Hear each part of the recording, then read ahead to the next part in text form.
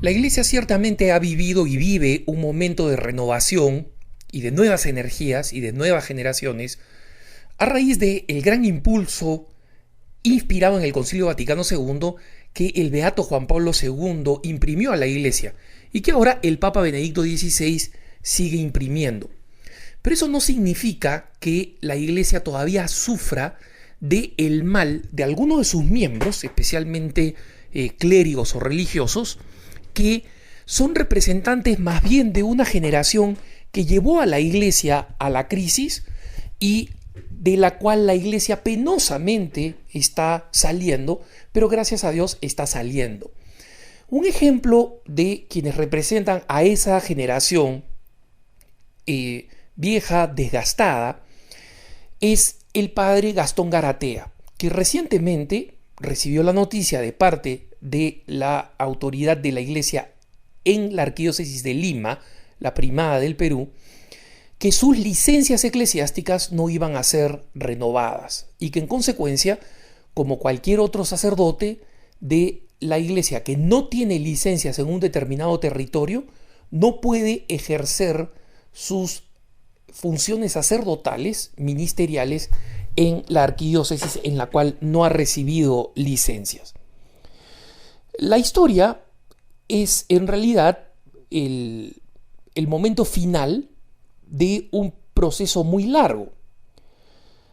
¿Quién es el padre Gastón Garatea? Es un sacerdote que forma parte de una congregación religiosa, la de los Sagrados Corazones de la Recoleta en el Perú, una congregación que tuvo un papel histórico muy importante, proporcionó sacerdotes franceses que tuvieron un impacto especialmente en el ámbito intelectual. El padre Dintilac, por ejemplo, fue fundador de la Universidad Católica.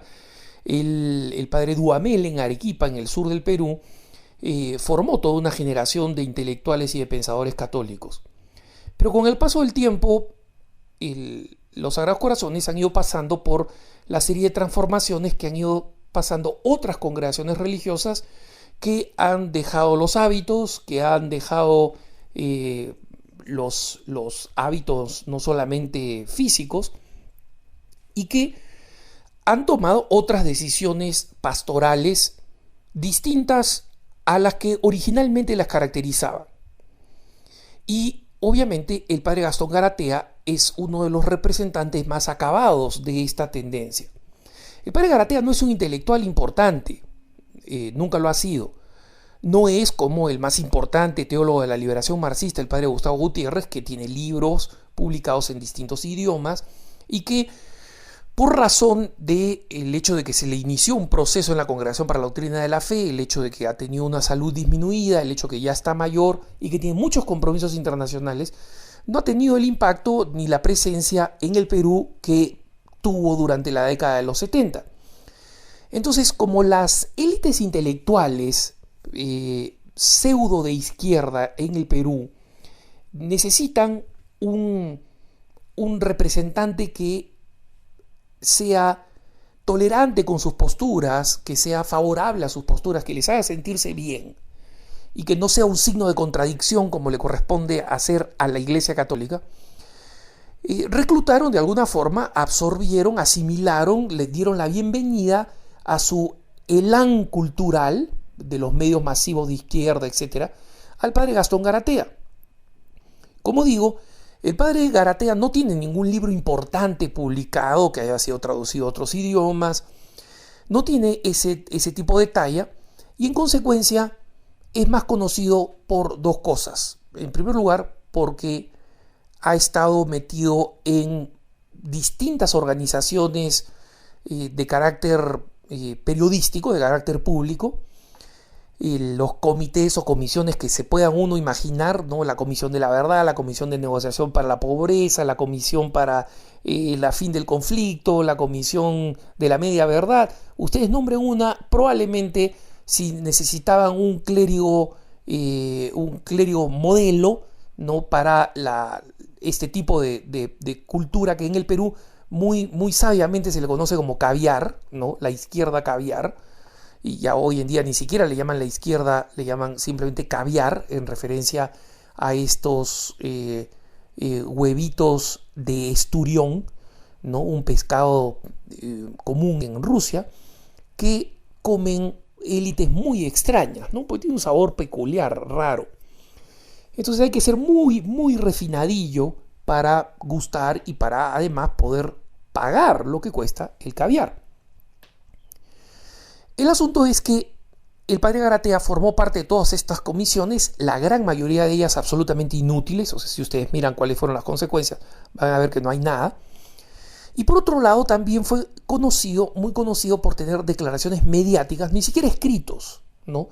Fundamentalmente declaraciones mediáticas en contra, número uno, de sus autoridades eclesiásticas y número dos, de las enseñanzas de la iglesia. El padre Garatea hoy en día niega que él haya apoyado, por ejemplo, a las uniones homosexuales, pero lo hizo. Él ha negado que haya hablado en contra del celibato sacerdotal, pero lo hizo. Y él niega que haya hablado a favor de la anticoncepción oral de emergencia, es decir, estos abortivos favoritos de las feministas y las abortistas, pero lo hizo. ¿Cómo lo hizo? Oponiéndose sistemáticamente cada vez que el cardenal criticaba estas cosas como le correspondía, como le corresponde a un católico, como le corresponde a las autoridades de la iglesia, como el Papa pide que se haga, como el Concilio Vaticano II, que este señor dice representar, erradamente, pide que se haga.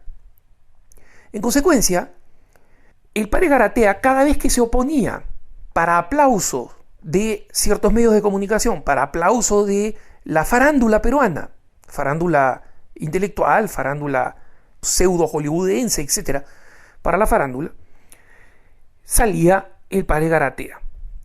Durante 6 años, no 1, no 2, no 3, no 4, 6 años, el arzobispo de Lima le advirtió al padre Garatea que no se prestara a este juego. Pero lamentablemente el padre Garatea se convirtió en el capellán de los que no quieren capellán, ¿no? Y quieren un sacerdote que les diga que todo lo que hacen está bien, que todas sus inmoralidades están bien, que todas sus locuras están bien, que todas sus cosas en contra de la iglesia están bien. Y en consecuencia, el padre Garatea creyó que este grupo para el cual él se dedicaba iba a poder protegerlo de las autoridades eclesiásticas. Entonces, lo que resulta de las autoridades eclesiásticas es que se aplican las normas canónicas, es decir, las leyes que rigen al interno de la iglesia. Esas normas canónicas establecen que todo sacerdote necesite licencias eclesiásticas de la autoridad local eclesiástica para poder ejercer sus obras sacerdotales. El padre Garatea durante 6 años se le advirtió. ¿Cuándo fue la última vez que atacó a su autoridad eclesiástica? En Semana Santa, en los alrededores de la Semana Santa, sabiendo que llega un momento importante, que es el momento de la posible renovación o no de sus licencias eclesiásticas. Ningún sacerdote tiene derecho a licencias eclesiásticas. Es algo que recibe en función de su sintonía y fidelidad con la iglesia. Cuando llega el momento de la renovación de las licencias eclesiásticas, la autoridad eclesiástica puede verificar si es que efectivamente este sacerdote está ejerciendo algo de valor para la iglesia como sacerdote o no. Y cuando llega al padre Garatea, se encuentra con que el 90% de sus actividades no necesita licencia eclesiástica. El padre Garatea no necesita licencia eclesiástica para hablar en los medios en contra del arzobispo de Lima. No necesita licencia eclesiástica para presidir una mesa de cualquier concertación o pobreza o riqueza o miseria o llanto o mesa de acuerdo gay, de lo que sea. No necesita licencia eclesiástica. Él puede entrar a esas organizaciones porque en todas esas organizaciones fue convocado porque es un personaje que forma parte de esta farándula, ¿no? No porque sea un personaje que se le reconoce como un personaje fundamentalmente de la iglesia. Y efectivamente, ¿quiénes son los que salen a defenderlo? La Universidad Católica paga un aviso en el Diario de la República para defender al padre Garatea con una lista de el quién es quién de la farándula peruana anticatólica. Algún curita, alguna monjita por ahí, pero fundamentalmente todos los grupos de la izquierda que habitualmente han hablado no en contra del arzobispo de Lima, han hablado en contra de la iglesia. artistillos, ¿no?, de medio pelo, como son la gran mayoría de los artistas en el Perú, hay que decir la verdad, ¿no?, y lo digo como peruano, que han hablado tradicionalmente en contra de las enseñanzas de la Iglesia Católica, no del Arzobispo de Lima.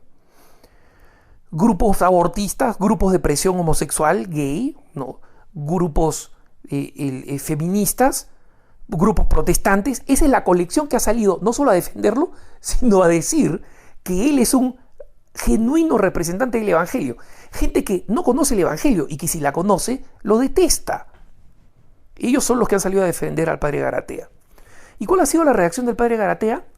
Ha sido decir, me quieren expectorar. Como la gente que escucha puntos de vista son usualmente jóvenes, les voy a explicar qué cosa significa expectorar. En primer lugar, significa lo que sale en el diccionario, significa toser, ¿no?, expulsar de los bronquios. Pero lo que probablemente no saben es que cuando yo era chiquito, porque era chiquito, ¿no?, en la década de los 70, expectorar era una jerga para decir deshacerse de alguien, expulsar, etc. Era una jerga, una replana, una forma de hablar de los 70. Y hoy el padre lo ha utilizado en unas declaraciones periodísticas. ¿No? Me quieren expectorar, pero no me van a expectorar tan fácilmente. Bueno, padre, ya lo expectoraron. Por lo menos en lo que respecta a esta decisión eclesiástica, es una decisión que recae absolutamente en la autoridad eclesiástica. Y en la evaluación de la autoridad eclesiástica, después de 6 años de hablar con usted, han visto que usted no está dispuesto a enmendarse y que la gran mayoría de su tiempo y su dedicación es a cosas para las cuales no necesita la licencia eclesiástica, no la necesita. En consecuencia, ¿para qué dársela? Porque nadie se la ha quitado, no se la han renovado. ¿Para qué dársela? Y justamente la forma de reaccionar actual, de alentar a este conglomerado de gente que detesta a la Iglesia Católica, no solo al Arzobispo de Lima, detesta a la Iglesia Católica, salvo que sea alguien como el padre Garatea que les diga o les haga creer o les insinúe o articule las cosas de tal forma que este grupo pueda creer que abortar está bien, que el matrimonio gay se tiene que equiparar al matrimonio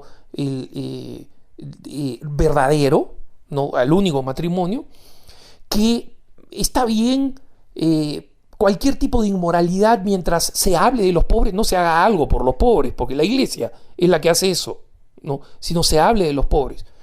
Y bueno, ha venido a descubrir, como van a descubrir quienes han salido a defenderlo, que la Iglesia está en otra fase. Una fase que obviamente este grupo de moda considera anticuada, retrógrada, todos los adjetivos que demuestran en su pseudo tolerancia, ¿no? Piden tolerancia frente al padre Garatea. ¿Dónde está la tolerancia del Arzobispo de Lima frente al padre Garatea? Y el Arzobispo de Lima ha hablado durante 6 años. 6 años. Y en vez de denunciarlo y suspenderlo, como sería absolutamente legítimo hacer, discretamente le dijo, no te renuevo las licencias. Y el que quiso chillar y hacerlo público fue el mismo padre Garatea. Muy bien, padre, acá están las consecuencias. Todo el mundo para el cual tú has estado predicando, le has estado hablando y has tratado de ganártelo, ahí te está defendiendo. Ya publicó, sacó sus artículos, pero se van a cansar. La Iglesia no se cansa. Se van a cansar. Otra cosa se pondrá de moda. Y se van a cansar. La Iglesia no se cansa.